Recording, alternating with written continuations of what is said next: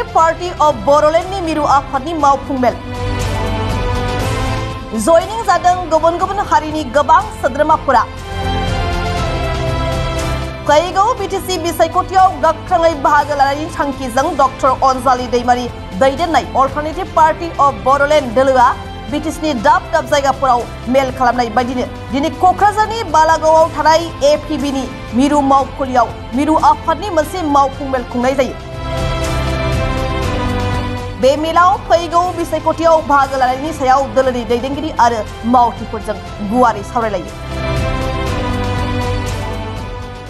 जों दिनै जोंनि अल्टरनेटिव पार्टी अफ बड'लेण्डनि हेड अफिसावहाय क'क्राझाराव CWC काम जेनेरेल मिटिं खुंदोंमोन। बेयावहाय जोंनि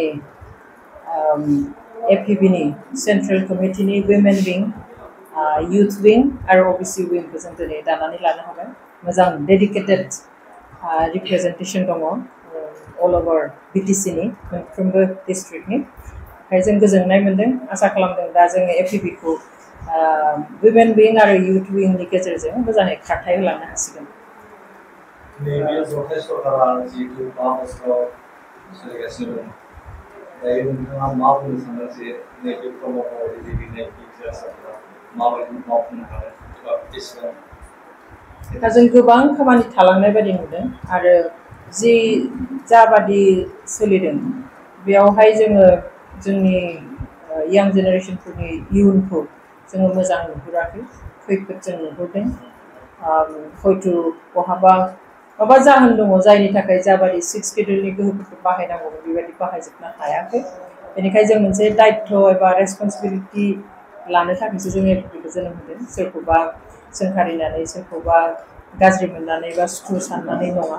नाथाय बे नंगौ जे जेसेबां जाफुंनांगौमोन बेखिनिखौ जों जाफुंनाय नुवाखै। स्पेशेलि गोजोननि बेलायावबो जों नुदों जे दिनैहाय जा थांखिजों जों पलिटिकेलि गोबां एचिभमेन्ट मोनाखैब्लाबो एनडिएफबिफोरा दिनै सान्थिनि सार्थ फर द सेक अफ पिस एफर्टखौ खालामबाय, खिन्थु बेखौबो जों दिनै फुरायै जेबो नुवाखै। बेनिखायनो जोंहा गोबां एजेन्डा दं, बेजों लोगोसे बेबो थागोन आरो जों आसा खालामो जोंनि बिबानखौ जों बानस'नो हागोन। मोनसे सोंथि, बावैसो सान सिगां आथिखाल बीटीसी खुंथायनि सोलोंथाइ बिफानाव लेखा बायनाय आरो साप्लाय होनायनि मुङाव 4 कोटि रां जाख'नायनि अजद फैदों आरो बेबायदिनो नैबे साननै आगोलाव आबाद बिफानावबो 152 कोटि रां जाख'नाय। बे बिफाना मोननैबो आथिखालनि बीटीसीनि सीएमनियावनो दङ। बे बेलायाव मा बुंदों?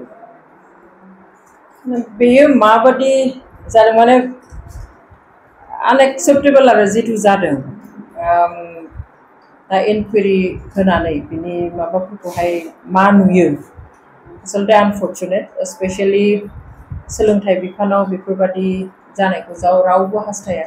एसे आगोलाव आंनियाव फरायसाफोर फैदोंमोन, बिसोर कनफिउजनाव दङ मा जागासिनो दं दिनै बीटीसीआव। स' आरो नैबेफोरबादि जिफोर जाथाय जागासिनो दङ बेफोर जाथाया दिनै जोंनि यां जेनेरेसनखौ बांसिन कनफिउजनाव खोख्लैदों। बेवहाय सोरखाराव फैब्लानो जे माबा मोनसे बिदि माने कारापसन बा बिदि अनियम जानांगौ बा बे नङा, खिन्थु जों नाजानो हायो जे बेखौ जों माबादिहाय ट्रान्सपारेन्सि लाखिनानै जोङो खामानि मावनो हायो, बेखौ जोङो नाजानो हायो। आरो आं सानो बेखौ हायैनि खुनु जाहोन गैया। आरो हयथ' गोबां मानसि ओरैबायदि इनभल्भ जायो दा जोंनि बीटीसीनि जा सोरखार बेयावहाय जायहा 6 शेड्यूल बे जोंनि आखायाव फुराय थानांगौब्लाबो दिनै गोबां मानसि इनभल्भ जायो जायफ्रा जोंनि जा इमोसन, जोंनि जि मोन्थाय, जोंनि जि नांनाय, जोंनि जि जारिमिन बेनि बागै जेबो माने मिन्थिया, मोजाङै नलेज गैया। जायनि थाखाय बेखौहाय जास्ट माने मोनसे सोरखार जेरावहाय जोङो फैसा खामायनो हायो, जेरावहाय जोङो थांनानै इनभेस्ट खालामनो हायो बा फैसा बख'नो हायो, बेबायदि मेन्टेलिटिनि मानसिफ्राबो दिनै इनभल्भ जाबाय जोंनि सोरखाराव। आरो बिनि थाखायनो कारापसनफ्रा जानो दा गोरलै होननानै आं सानो।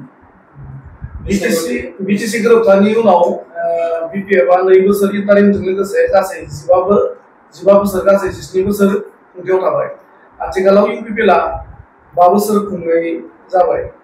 दा फैबाय थानाय समाव माबायदि सोरखारखौ फैजानो लुबैयो, दा बे डिफारेन्सखौ मा बुंदों?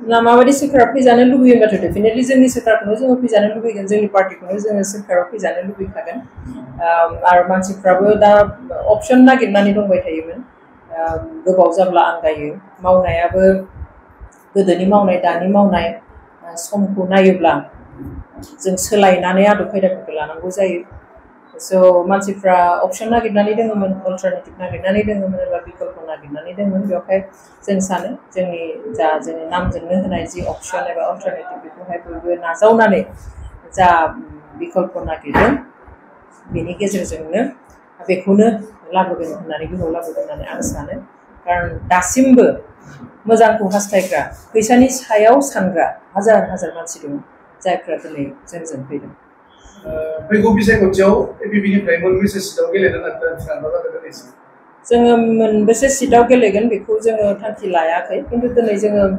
इलेक्सन रिलेटेड जोङो आयदाफोरखौ सावरायबाय जोंहाबो दा बिजाथि नागिरजेननायनि जोङो जागायजेनसिगोन ओमफ्राय जोंनि जाफोर ब्लक एबा डिस्ट्रिक्टफोर बे मरलेस माने कमप्लिट जाफ्रामजोब्बाय दानिया बेवहाय बिथांमोननि जा रिपर्ट बेनि सायाव जोङो सोनारनानै माबेयाव होब्ला हामगोन बा गासैयावबो होजागोन नामा जों बेखौ बावैसोनि उनावनो थांखि लागोन जुदि बिजेपि जुदि सरकाराव फैयोब्ला नोंथांमोना बिजेपिखौ जे सरकार खुंथायाव फैनो हास्थायो जिहेतु गिबि मन्थ्रिया नोंथांनि पार्टिजों मोजां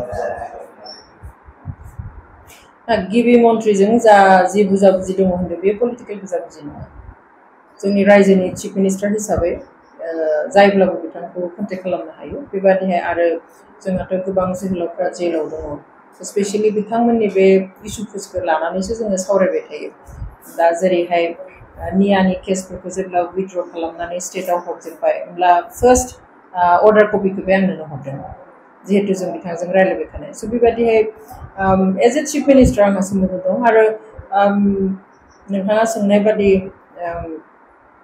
बिटिसि सोरखाराव बिजेपि फैयोब्ला होननायखौ जोंथ' बिथांमोनखौ फैजानो लुबैया आं एपिपिनिफ्राय जों बिथांमोनखौ खावलायगोनसो जे नोंथांमोना बेयाव फैयाब्ला मोजां खारन जोंनि बे बिटिसिखौ जोङो ओरैनो मोनाखै थै जिउ होनानै मोननाय बिटिसि बेवहाय बिजेपिया जाबाय लैथोबादि बिसिबा गिदिर मोनसे हान्जा थाखा फैसा मानसि गासिबो नायस'हायै लैथोबादि दा जोंनि बे फिसा मोनसे काउन्सिल जि काउन्सिलखौ जोङो बर' हारिफ्रा थै जिउ होनानैहाय जिनाहारि खालामजानानै जेल जानानै मोनदों बेखौ जोंनो हगारनानै होब्ला मोजां आं बेखौसो खावलायनो नागिरो जोबथा मोनसे सोंथि जिथु दिनै मोनसे ट्रेन्डिं सोलिबाय थादों इउपिपिएलआ फैयोबा प्रमद बर'आनो सिएम जागोन आरो बिपिएफआ फैयोब्ला हाग्रामाखौ नुगोन आरो बिजेपिआ फैयोब्ला बिश्वजित दैमारिनि मुङा फैयो बे साथामनि गेजेराव सोर सासेखौ बे बड'लेण्ड एबा बिटिसिनि सिट जानायखौ लुबैयो आं बेयाव जेबो कमेन्ट होनो हाया